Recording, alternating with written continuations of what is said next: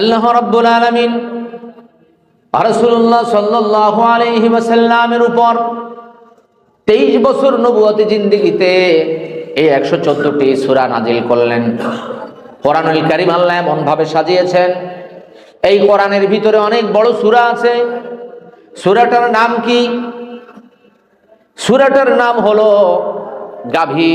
গাভী কিন্তু এত বড় না। আরেকটা সূরা আছে, সূরাটার নাম হলো সূরাতুল ফিল। নাম কি?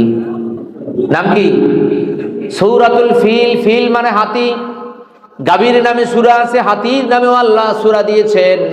আবার পৃথিবীর ক্ষুদ্রতম একটি পিঁপড়া, ছোট্ট একটি প্রাণী, ওই পিঁপড়ার নামেও আল্লাহ একটা সূরা দিয়েছেন। সূরাটার নাম কি? পিঁপড়ার নামে সূরা কি? পিঁপড়ার নামে সূরা হচ্ছে সূরা নামল।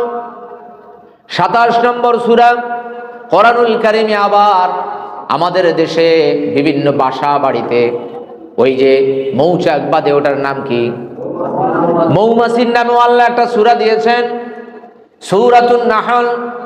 16 নম্বর সূরা। এই সূরাটা আল্লাহ রাব্বুল আলামিন সূরাতুন নাহল মৌমাছির নামে আল্লাহ দিয়ে দিয়েছেন। বড় সূরা, ছোট সূরা। আবার কোরআনুল কারীমের ভিতরে আল্লাহ রাব্বুল আলামিন পুরুষের নামেও সূরা দিয়েছেন, নবীদের নামে সূরা।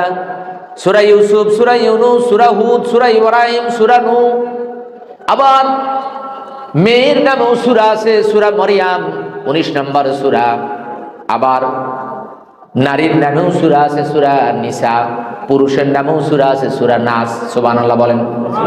নাস আছে না? সূরা নাস কোরআনের সর্বশেষ সূরা, সূরা নাস। মুমিনের নামে সূরা আছে 2টি সূরা। একটি সূরার নাম হচ্ছে সূরাতুল মুমিনুন, 23 নম্বর সূরা। আবার মুমিন নামেও একটা সূরা আছে, সূরাতুল মুমিন, 40 নম্বর সূরা। মুমিনের নামে সূরা আছে। ইমানের দিক থেকে মানুষ হচ্ছে 3 ধরনের: মুমিন, মুনাফিক, কাফের। আবার কাফেরের নামেও আল্লাহ একটা সূরা দিয়েছেন, সূরাতুল কাফিরুন। কুল ইয়া আইয়ুহাল কাফিরুন, কাফেরের নামেও সূরা আছে। আবার আল্লাহ রাব্বুল আলামিন সূরাতুল মুনাফিকুন 63 নম্বর সূরা, মুনাফিকের নামেও একটা সূরা দিয়েছেন। অর্থাৎ কোরআনটাকে এত সুন্দর করে সাজিয়েছেন। পুরুষের নামেও সূরা, নারীর নামেও সূরা, হাতির নামেও সূরা, আবার ছোট্ট প্রাণী পিঁপড়ার নামেও সূরা, আবার ইমানদারের নামেও সূরা, আবার কাফেরের নামে, মুনাফিকের নামেও সূরা। জোরে বলি আল্লাহু আকবার।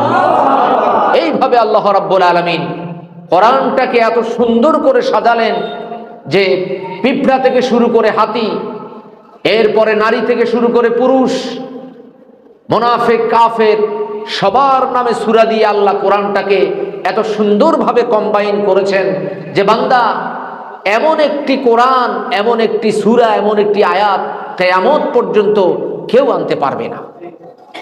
2 নম্বর সূরা, সূরা আল বাকারা 23 নম্বর আয়াত। আল্লাহ চ্যালেঞ্জ করেছেন 1500 বছর আগে। কতশো বছর আগে?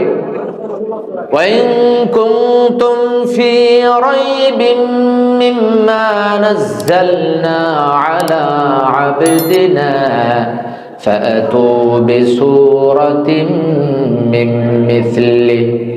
আল্লাহ রাব্বুল আলামিন বলেন, আমি আমার বান্দা মুহাম্মাদের উপর যেই কোরআন, যেই কিতাব নাজিল করেছি, যদি তাতে তোমাদের কোনো সন্দেহ থাকে, যদি তোমরা কোনো সন্দেহ করো, যদি তোমাদের কোনো সংশয় হয়, মনের ভিতরে যদি কোনো দ্বিধা হয়, তাহলে অনুরূপ একটা সূরা তোমরা আনো, যদি তোমরা সত্যবাদী হয়ে থাকো। পৃথিবীর কেউই কোনো যুগে কোনো কালে কোরআনের মতো অনুরূপ কোনো সূরা বা অনুরূপ কোনো আয়াত আনতে পারেনি, পারছে না, ভবিষ্যৎ জীবনেও পারবে না, ভবিষ্যতেও পারবে না।